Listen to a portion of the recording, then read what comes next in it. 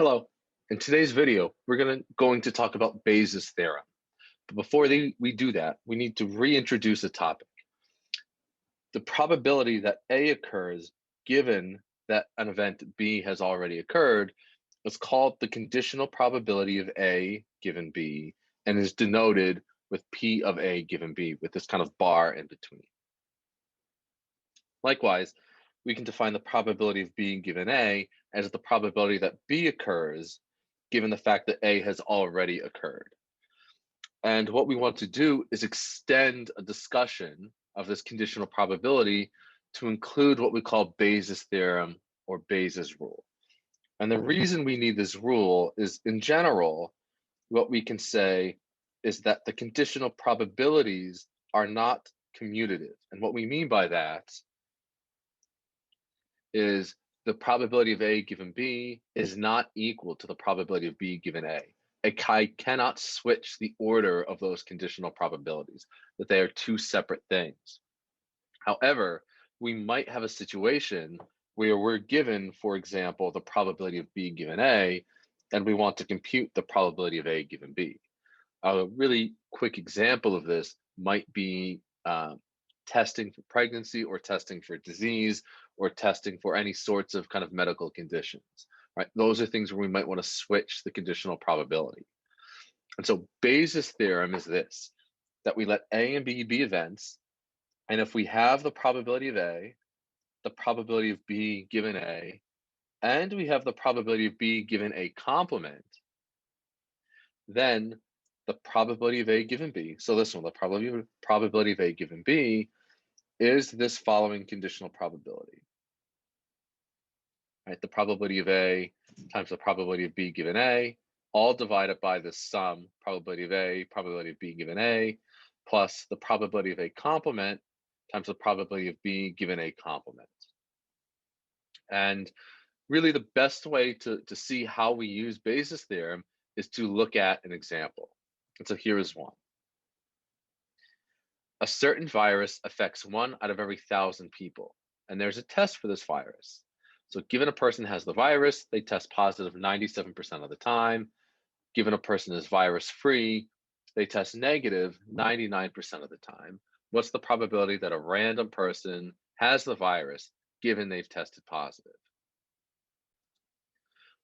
What becomes difficult about these examples is what we label event A, what we label event B, and then right here, kind of exactly what this means in terms of conditional probabilities.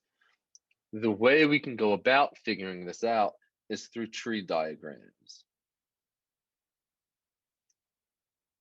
right? All of these problems we'll try and structure the same way, so that first of all, we'll label A that first event that we have. So in this example, the first event we're talking about is having a virus. So a certain virus affects 1 out of every 1,000 people. So we'll let A be the event of having the virus, and that makes A complement then being virus-free.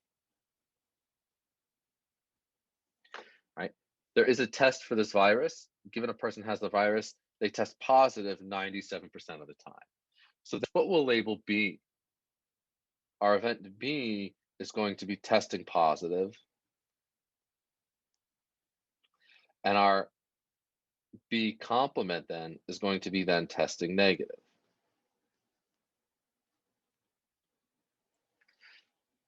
Right? These labels for these events will allow us to fill out our upcoming tree diagram.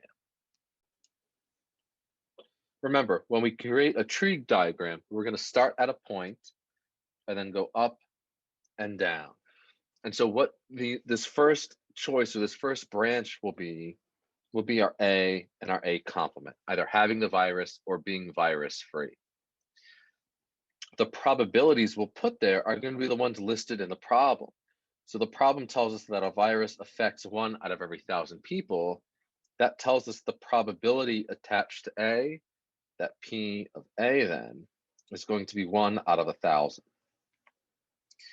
Because of the way complements work, we kind of know for free that the probability of A complement then must be 999 out of 1,000. right? A complement must be 1 minus the probability of A. From there, right, given the person has the virus, they test positive 97% of the time. So just like a true tree diagram, from each of these points here for A and A complement, we can either go up or go down, go up or go down, and then we can either test positive or negative, test positive or test negative.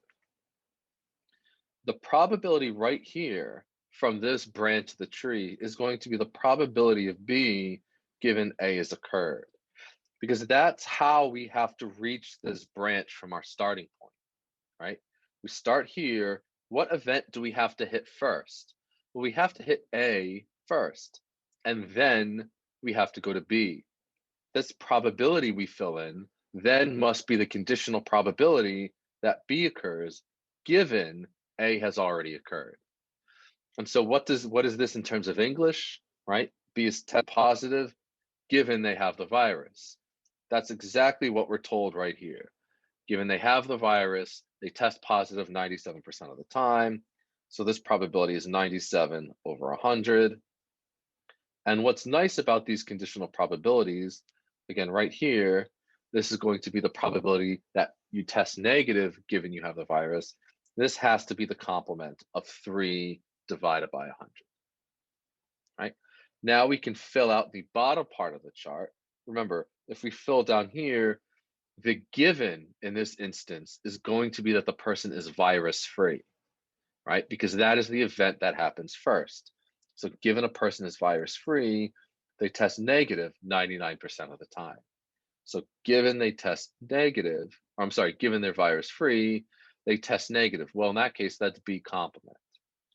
So this, the probability of B complement given A complement, that is 99% or 99 out of 100, which makes this one, the probability of B given A complement, that has to be the complementary event right here. So this is going to be 1 out of 100. This tree diagram really does help us figure out all of the probabilities that we need. And if we kind of look up from our statement of our theorem, I need the probability of A, the probability of B given A, the probability of B given A complement, and right here, which is not stated because we can always find the probability of A complement. So that means on our tree diagram, the values we're actually going to want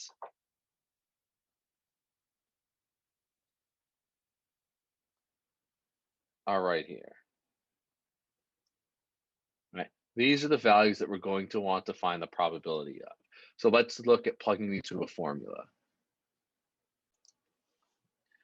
When using Bayes' theorem, I want to find the probability that we are having the virus given we test positive. And so the statement of Bayes' theorem says this is the probability of A times the probability of B given A divided by the probability of A, the probability of B given A, plus the probability of A complement, probability of B given A complement. And if we look up at our chart, right, we can find all of those probabilities. The probability of A, probability of B given A, probability of A complement, probability of B given A complement. We can just fill them in appropriately. So we get 1 over 1,000 times 97 over 100, all over 1 over 1,000 times 97 over 100, plus 999 over 1,000 times 1 over 100. If we compute that out a little bit, we'll get 0.00097 divided by 0.001969, just keeping a few decimal places, and getting a final answer of 0.4774. Right? That will be our probability that someone has the virus given they test positive. Right? In the next video, we'll talk about how to count some more complicated events. If you have any questions, let me know. If not, I'll talk to you next time.